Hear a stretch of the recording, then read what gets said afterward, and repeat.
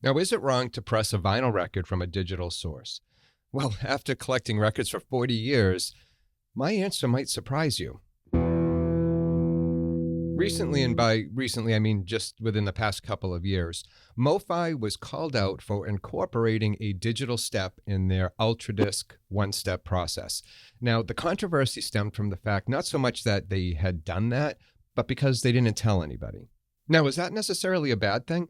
Well, maybe not including it in the marketing materials was, but people did buy those UltraDisc one-step records and still do because they expect them to be a fully analog process. But I'm not here to talk about MoFi and their process. They make some amazingly wonderful records, and I have one right here, the Carole King UltraDisc One Step, which I absolutely love. I've talked about it before on this channel.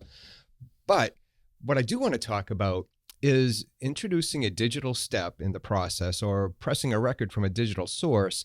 Does it inherently take away from what vinyl record lovers love? And here's a spoiler. I am not against the digital sources. And here's a great example of that. Dire Straits' Brothers in Arms.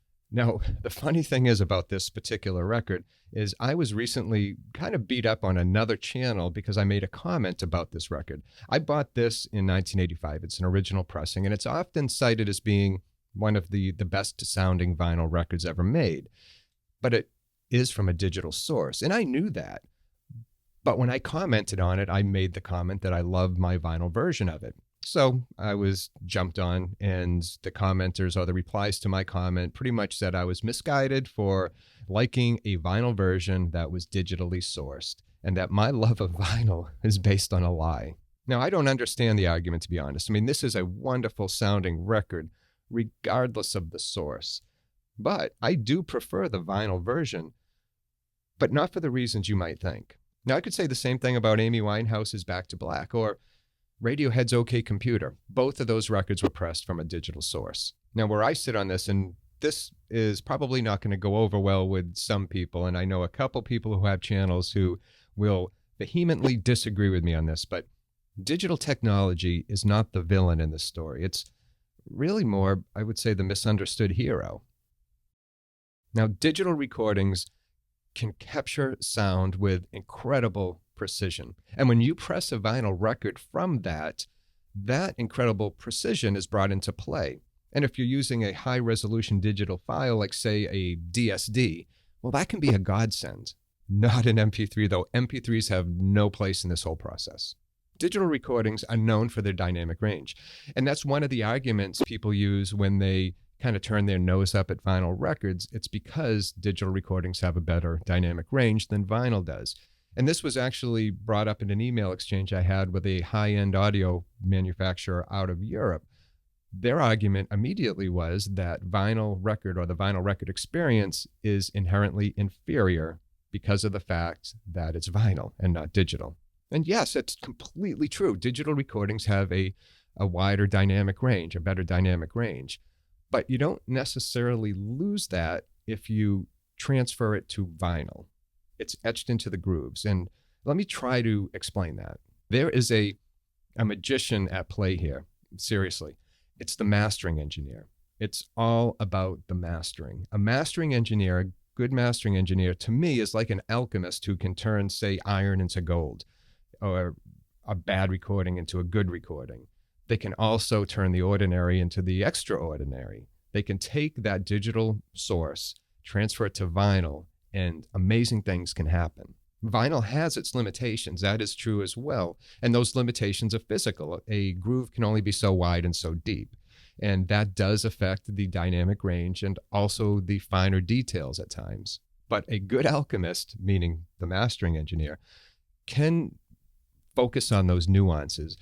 They can bring that dynamic range into play when they press it to vinyl or when they prepare it to be pressed to vinyl. And that might mean spreading the music over multiple sides. It could be 2 discs instead of 1. Judas Priest recently did this with their Invincible Shield album, a great sounding album, as does Iron Maiden. They've been doing 3 discs or a 3 LP set for years, and it's all to preserve that dynamic range, all to preserve the music as it's intended to be heard. By spreading the music over more sides, each side can end before the stylus reaches the innermost groove or the innermost part of the record, where sound quality tends to decline. Of course, this also means as a listener, you have to get up more times to flip the record over. And yeah, that can be a real pain. The Judas Priest album, though, I swear is one of the best recordings I've heard, and I'm not positive about this, but I'm 99% sure that that is digitally sourced. Incredible record. I did a whole review for that, or of that record, on the Joy of Vinyl website. Now, some people might ask, and this is a very fair question, why buy the vinyl version? Why spend the $40? Why spend the $50 on a vinyl version when the CD version is so much cheaper, it's portable, it's more convenient, and it's digital, as was the Source? I get that argument. It's a good argument. And that's really where I would disagree. I mean, I could say, use all the usual arguments like vinyl sounds warmer or richer and it's more tactile in the packaging and all of that. And I have used some of those arguments before, but it's actually more than that. And this is where I could lose some people because I'm going to step into the world of subjectivity. I'm all about science. I even have a science podcast that I've been running. It's a science education podcast that I've been running for 10 years now. I even have a book published on the subject. So science is my thing. But when it comes to listening to music, when it comes to the vinyl record experience, that's where subjectivity steps in. And sorry to say, science goes out the door. It's crazy talk. You're crazy. There's a quality to the vinyl playback experience that's hard to describe. I have a hard time describing it, as do many lovers of the vinyl record experience. I would compare it to that sense of umami, and I steal that from cooking and from creating dishes that have that taste, that sense of umami that's indescribable. Even chefs, really world-class chefs have a hard time describing it. It's not salty, it's not sweet, it's not sour, it's not bitter.